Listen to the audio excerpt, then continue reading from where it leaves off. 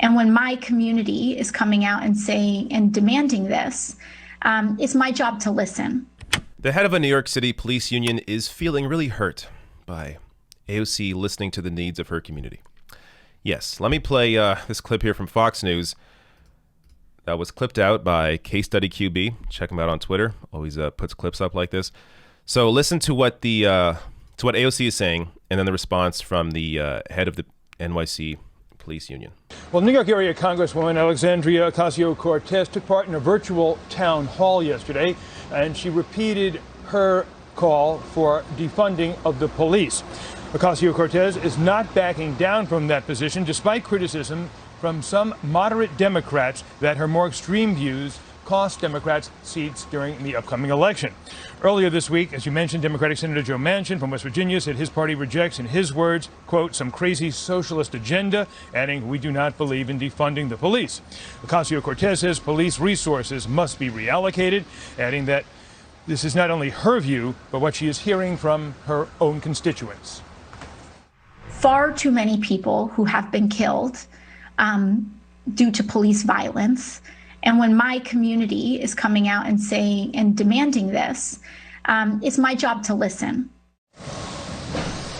The head of a New York City police union responded to Ocasio-Cortez's remarks, saying in a statement, and I quote, Congresswoman Ocasio-Cortez lives in a world of raindrops and lollipops. Her antics of demanding defending the police and accusations of too many people being killed by police is misleading. Young males of color continue to be shot by other males of color. This is occurring in the very same communities she wants to defund.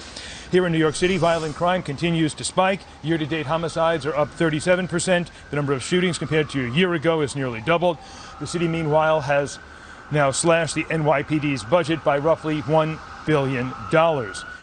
All right. So, first of all, the head of the police union here undermines his own argument. If, as he says, black on black crime is the problem, then clearly over-policing isn't working. Maybe defund the police and put some of those resources into those communities that actually need the help. Do police need riot gear? Do they need to be answering calls in regards to homelessness, in regards to domestic disputes? Or can that be better handled by, say, public health officials or through infrastructure investment? So it's hilarious to hear like police complain about the crime when it's their job to stop the crime. So if you're not stopping the crime, then the approach of pouring more and more money into the police is clearly not working.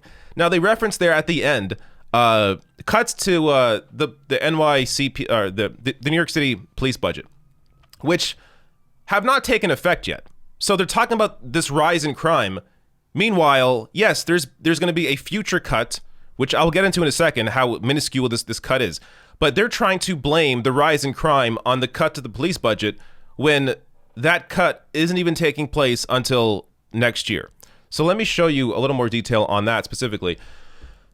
This is the cut. It's almost nothing.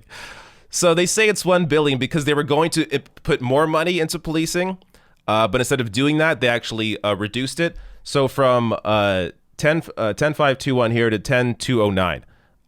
Really not a big cut. And in fact, as they right here, let me zoom in. As they say here, some smaller agencies had a larger proportional decline, including 13.1%, 58 million at the Department of Parks and Recreation, and 24% at the Department of Youth and Community Development. So while people are complaining about this cut to the police budget, it is actually nothing in comparison to other agencies that are being cut by the city. And still, they're trying to pin a rise in crime on a budget cut that hasn't even taken place yet. Now, on whether defund the police or Black Lives Matter hurt Democrats, I don't know how many times I'm going to need to completely annihilate or correct this point, as voter registration surged during the Black Lives Matter protests. So this is what the actual data shows us, that during the pandemic, Democrats had a steep decline in registration until the Black Lives Matter protests, because they signed up a lot of independents, a lot of people who aren't normally politically inclined or who don't normally vote.